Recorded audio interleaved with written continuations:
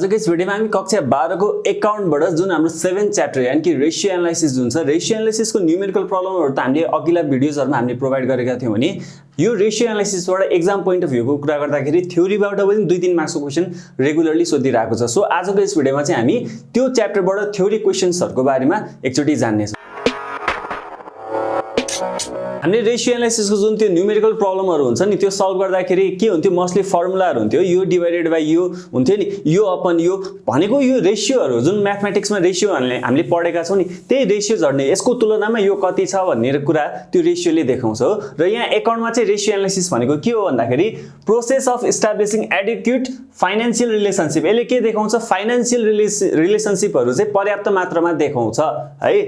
अनि बिट्विन अब रिलेशनशिप सम्बन्ध त देखाए के को सम्बन्ध देखाए त भन्दाखेरि between the items of financial statement financial भएको आइटम्सहरुको रिलेशनशिप देखाउँछ। फाइनान्शियल स्टेटमेन्ट भने के भन्दाखेरि ब्यालेन्स शीट हैन income statement profit and loss अकाउन्टहरु हैन त्यहाँ भएको आइटमहरु हुन्छ नि त्यहाँ जस्तो के हुन्छ ब्यालेन्स शीटमा अब हाम्रो एसेट्स होला लायबिलिटीज होला long term liabilities current liabilities यता एसेट्स पनि फिक्स एसेट्स करेन्ट एसेट्स हैन उता इन्कम स्टेटमेन्टमा गयो भने अथवा प्रॉफिट एन्ड लस अकाउन्टमा गयो भने त्यहाँ हाम्रो अब नेट प्रॉफिटको कुराहरु आउला त्यसैगरी अर्को ग्रस प्रॉफिटको पनि कुरा आउन सक्छ भनेपछि त्यहाँ फाइनान्शियल स्टेटमेन्टमा भएको कुराहरु हुन्छ नि फाइनान्शियल स्टेटमेन्ट भएको आइटम्सहरु हुन्छ नि ती आइटम्सहरु बीचको सम्बन्ध के कस्तो छ हो त्यसलाई एक्सप्लेन गर्छ है।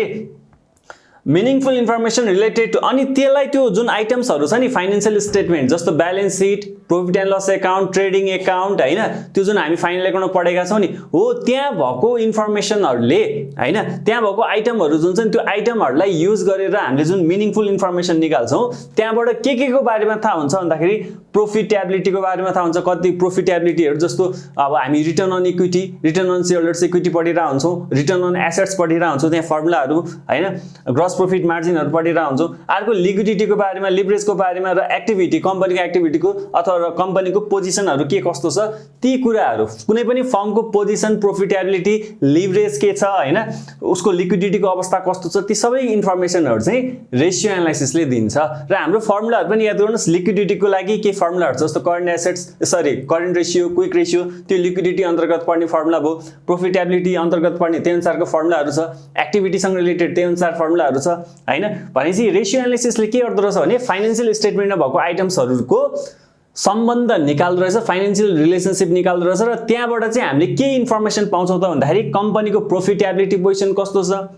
लिक्विडिटी कस्तो छ लिभरेज कस्तो छ एक्टिभिटी र पोजिसनहरु के कस्तो छ ती सबै कुराहरु थाहा हुन्छ। मोस्टली हामीलाई एक्जाम पोइन्ट अफ भ्यू कुरा गर्दाखेरि चाहिँ सर्ट मार्क्समा सोध्ने सम्भावना चाहिँ बढी छ है। जस्तो तपाईलाई दुईवटा अब्जेक्टिभ्स राख्नु भन्यो हैन अथवा right objectives of ratio analysis भनेर 2 मार्क्सको हाली दुईटा लेख्न सक्नुहुन्छ के हुन सक्छ एउटा टु मेजर फाइनान्शियल पोजिसन कम्पनीको अथवा त्यो फर्मको फाइनान्शियल पोजिसन के कस्तो छ आर्थिक अवस्था के कस्तो छ कुन पोजिसनमा छ हैन त्यो रेशियो एनालाइसिसबाट पत्ता लाग्छ। अनि अर्को के हुन्छ भने कम्पनीको अपरेटिङ एफिसिएन्सी कस्तो छ त्यो हामीले मेजर गर्न सक्छौं अथवा जज गर्न सक्छौं है। ल अब जाउँ लिमिटेसन यसका पनि के लिमिटेसनहरु छन् नि त हैन लिमिटेसन पनि एकदम इम्पोर्टेन्ट छ what are the limitation of ratio analysis भनेर सोध्यो भने मोस्टली के लेख्न सक्यो बेस्ड अन हिस्टोरिकल डाटा जुन त्यो किनभने रेशियो एनालाइसिसमा त हामीले त त्यो नम्बरहरुलाई चढाएर हिसाब गर्ने हो नि 2:1 आउँछ जस्तो करेन्ट रेशियो हैन क्विक रेशियो यति आउला हैन यो ग्रस प्रॉफिट मार्जिन यति % आउला जुन हामी न्यूमेरिकली हिसाब गर्छौं नि त्यो सब नम्बर भनेको भइसकेको विगतमा जुन त्यो फाइनान्शियल स्टेटमेन्टले देखाएको नम्बरहरु हुन्छ नि विगतमा भएको नम्बरहरुलाई हामीले यसो हिसाब गर्ने हो कि ल करेन्ट रेशियो कति रहेछ भन्दाखेरि विगतमा त्यो भइसकेको कुराहरु है त्यो फाइनान्शियल स्टेटमेन्टले जुन देखाउँछ त्यसैको आधारमा हामीले करेन्ट रेशियो निकाल्यो क्विक रेशियो निकाल्यो हैन त्यहाँ जे फर्मुलाहरु हामीले पढेका छौं जे हामी न्यूमेरिकल सल्भ गर्छौं त्यो सबै भनेको विगतमा भइसकेको त्यो घटनाहरुबाट आएको नम्बर फ्याक्ट्स त्यो फ्याक्ट्सहरुमा आधारित हुन्छ हो भनेपछि हिस्टोरिकल डाटामा बेस्ड हुन्छ। अर्को के छ इग्नोर्स क्वालिटेटिभ एस्पेक्ट अब यस्तो हुन्छ के कम्पनीको त्यो नम्बरमा देखिने कुरालाई चाहिँ हामी क्वान्टिटेटिभ भन्छौं अनि सबै कुरा चाहिँ क्वान्टिटेटिभमा देखाउन सकिदैन के जस्तो विगतमा नराम्रो भयो भन्दैमा यो वर्ष पनि नराम्रो हुन्छ त जस्तो लास्ट इयर हाम्रो प्रॉफिट एकदम कम भएको थियो हो ग्रस प्रॉफिट मार्जिन एकदम कम आयो अब यो वर्ष पनि त्यति नै हुन्छ भन्न सकिन्छ त सकिन्न नि त किनभने कम्पनीमा अब कस्तो हुन सक्छ भन्दाखेरि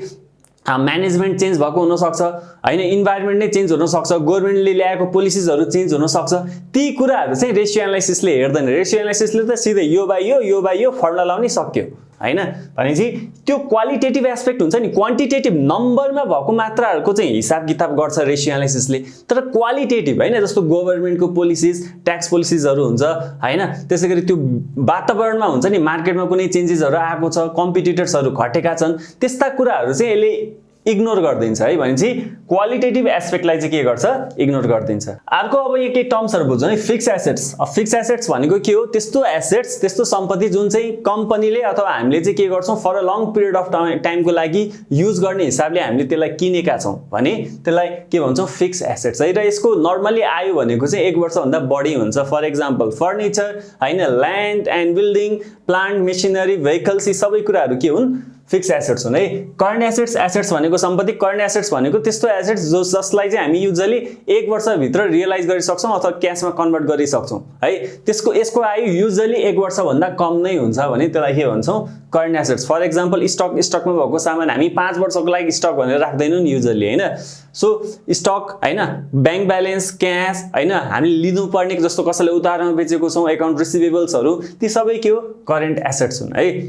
अर्को करेन्ट लायबिलिटीज अब लायबिलिटीज भनेको चाहिँ दायित्व हामीले तिर्नु पर्ने हामीले वहन गर्नुपर्ने हैन जस्तो हामीले भाडा तिर्न बाँकी छ हैन सर्ट टर्म लोनहरु छ 6 महिनाको लागि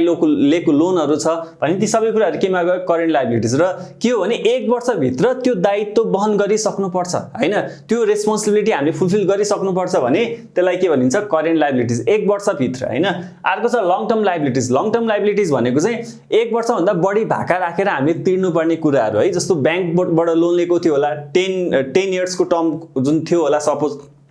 10 वर्षको टर्म छ लोन लिएको छ भनेपछि त्यसको अवधि त 10 वर्ष हो नि त त्यसलाई के भन्न सकिन्छ लङ टर्म लायबिलिटीज हैन जस्तो पब्लिकबाट डिबेन्चर उठाएको छ कम्पनीले त्यो सबै के हो लङ टर्म लायबिलिटीज जुन चाहिँ 1 वर्ष भित्र तिरिसक्नु पर्दैन त्यो चाहिँ त्यसको टाइम चाहिँ अवधि चाहिँ लामो अवधि छ 1 वर्ष भन्दा बढी नै छ भने त्यसलाई हामी के भन्छौं लङ टर्म लायबिलिटीज अर्को के छ एभरेज कलेक्सन पिरियड अब यो सोध्न सक्छ what is average collection period भनेर तपाईलाई सोध्यो भने औसतमा हामीले उधारमा बेच्छौं नि